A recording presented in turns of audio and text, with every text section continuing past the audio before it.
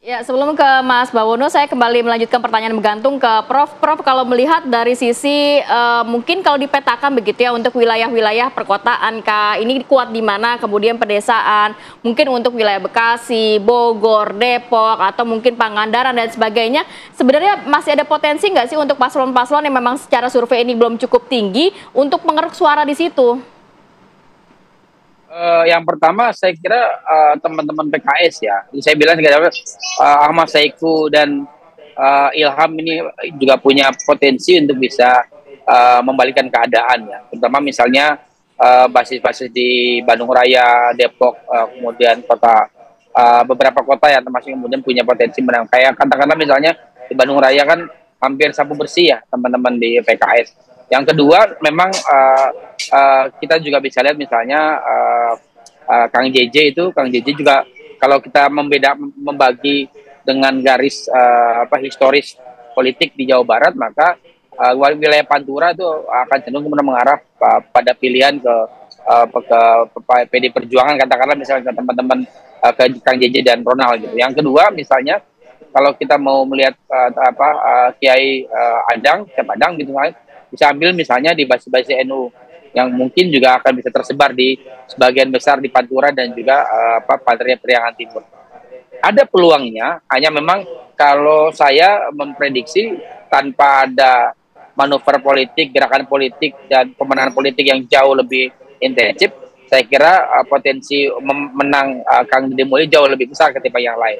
Tapi sekali saya bilang konteks di Jabar itu agak berbeda dengan di nasional maupun di kota lain. Jadi peluang kemudian misalnya membalikan keadaan itu pernah terjadi di 2018 ketika nama yang kemudian tidak pernah didengar dulu ada Ahmad Saiku, itu juga akan di 2018 muncul, itu kemudian hampir mengalahkan. Kalau mungkin dalam minggu ke depan, satu minggu tambah satu minggu lagi mungkin Ahmad Saiku menang. Hanya memang sekali lagi situasi politik ini masih dinamis, 2 bulan itu bisa merubah semuanya, termasuk misalnya mesin partai yang ada itu akan bekerja atau tidak. Kalau saya melihat dalam 3 kali 4 kali pemilu di Jabar, pilkada di Jabar ini yang relatif bekerja mesinnya kan hanya 2 partai ya. Pertama PKS, kedua PD Perjuangan. Selebihnya dia hanya menjadi kendaraan politik yang kemudian merasa bahwa begitu sudah memberikan rekomendasi, mesinnya tidak bekerja. Ini yang saya kira perlu dipertimbangkan betul oleh timnya Deddy Mulyadi dan Kang Erwan ya, karena bisa jadi misalnya mesin PKS dan mesin PD Perjuangan dengan kandidatnya masing-masing itu akan punya potensi untuk kemudian melakukan mengambil ceruk-ceruk suara yang memang selama ini menjadi basis mereka begitu. Baik, kalau dari Mas Bawono sendiri melihatnya ini ada linear tidak dengan pada saat pemilihan presiden begitu? Mereka-mereka yang tadinya memang memilih partai-partai tertentu seperti juga misalnya PKS dengan Nasdem yang mungkin saja kehilangan suara di Ahmad Saiku dengan Ilham Habibie karena di Pilpres pada saat itu ada kekecewaan sehingga mereka akhirnya tidak memilih begitu. Ya, kalau kita lihat historis dari 3 kali Pilpres terakhir kan, 2014, 2019, 2024 itu kan Jawa Barat itu selalu dimenangkan oleh Pak Prabowo Subianto ya. Nah, saya kira faktor Pak Prabowo Subianto, faktor pemilih Pak Prabowo Subianto yang sangat besar di Jawa Barat ini juga akan menjadi salah satu penentu bagi hasil akhir nanti Pilgub Jawa Barat ini.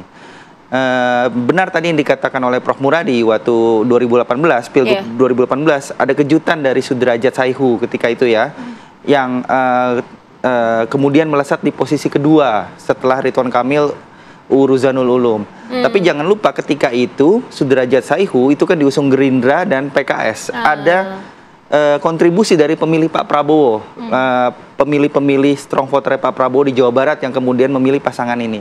Nah, sekarang kondisinya sudah jauh agak berbeda gitu ya. Pak Prabowo sekarang berada dalam satu perahu dengan pemilih dari Pak Deddy Mulyadi, karena Pak Deddy Mulyadi kan sekarang sudah menjadi kader Gerindra gitu ya. Nah, ini yang saya kira juga akan menjadi penentu sekali lagi apakah kemudian pemilih Pak Prabowo di Pilpres kemarin itu kemudian akan menjatuhkan pilihannya, sebagian besar dari pemilih Pak Prabowo itu apakah akan menjatuhkan pilihannya ke pasangan calon yang diusung oleh Partai Gerindra yang notabene partai Pak Prabowo gitu. Nah, ini kemudian saya kira juga akan menjadi faktor penting yang menentukan hasil akhir Pilgub nanti. Mas Bawono, tapi kalau kita melihat dari sisi survei yang dilakukan indikator ini sendiri kan memang top of mind, popularitas masih di Kang Deddy. Tapi apakah ini bisa dikonversi kepada elektoral nantinya di akhir begitu ya? Atau mungkin ada kesempatan lain kerja-kerja mesin partai politik seperti di PKS, kemudian Nasdem, PDIP masih bisa untuk menyalip nantinya? Mungkin ada elemen of surprise kah nanti? Ya, saya kira kejutan mungkin akan terjadi di pasangan Ahmad Saiku Ilham Habibie. Kenapa? Ya. Karena faktor mesin Partai Keadilan Sejahtera tadi. PKS ya. Nah, PKS ini kan Jawa Barat bisa dibilang sebagai salah satu basis politik pemilih PKS di Pulau Jawa gitu ya. Beberapa kota yang menjadi basis-basis pemilih PKS seperti Kota Bandung, Kota Depok, Kota Bekasi gitu, dan beberapa kota lain, dan muslim-muslim perkotaan yang menjadi basis utama pemilih PKS. Saya kira di masa-masa kampanye selama 60 hari ke depan itu bisa paling tidak meningkatkan suara dari dukungan dari pasangan ini gitu ya. Karena berkaca di tahun 2018. Betul, berkaca dari 2018. Biasanya pasangan calon yang didukung oleh PKS di Jawa Barat itu seringkali menghadirkan elemen of surprise tadi. Paling tidak memberikan dampak kejutan atau perlawanan yang cukup kompetitif bagi pasangan Deddy Mulyadi Erwan Setiawan. Nah, saya kira potensi yang dimiliki oleh potensi itu hanya dimiliki oleh pasangan Ahmad Saiku dan Ilham Habibie. Baik, kita ke Prof Muradi. Prof, kalau melihat kriteria dari pemilih untuk di Pilgub Jawa Barat, masyarakatnya itu seperti apa? Mereka lebih melihat sosok yang dikenal dan dekat dengan mereka, yang artinya sering belusukan karena waktu sudah sangat singkat. Jika yang lain ingin mengejar ketertinggalannya, artinya apa yang sebenarnya faktor yang paling dilihat oleh warga Jawa Barat ini dalam nanti akan menentukan suaranya ke siapa? Kalau dari Pilgub 2014 kemudian Pilpres ya 2014-2019, saya kira konteks agamanya mungkin menjadi salah satu poin penting. Isu itu yang akan saya kira kritikal, isu yang akan menjadi pembeda di Pilgub Jabar. Nah, saya kira selalu kemudian di Pilgub Jabar itu menyandingkan antara yang yang agamis dengan yang nasionalis gitu loh. Dulu misalnya ada RK dengan misalnya dengan AUU gitu kan, itu menarik. Nah, ini menariknya kenapa? Karena empat pasang ini yang menyandingkan itu, kalau dari empat pasang ya, itu hanya di pasangan Ahmad Saiku Ilham plus kemudian juga Kiai Acep Padang dengan Gita.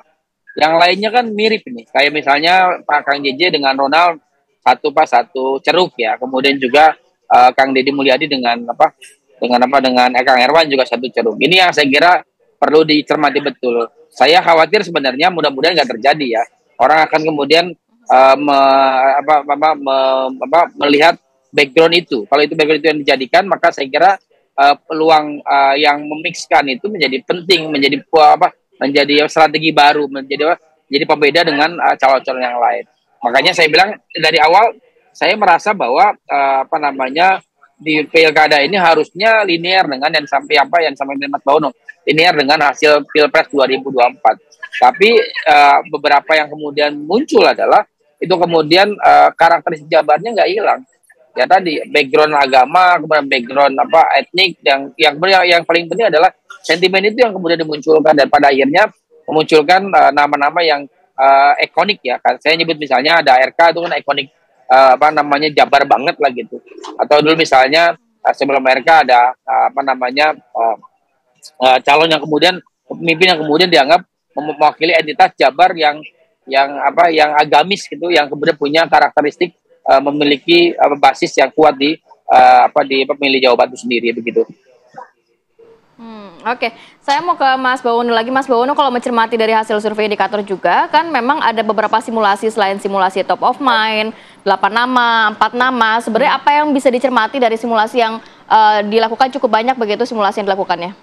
Ya, jadi kalau kita bandingkan dengan simulasi top of mind, dengan simulasi tertutup 4 nama, ketika disodorkan pilihan nama-nama, memang sepertinya pemilih di Jawa Barat lebih mudah untuk menentukan pilihan ya, ketimbang di simulasi top of mind ketika tidak disodorkan pilihan nama-nama kan, ada 51 responden yang belum bisa menyebut nama tertentu gitu ya.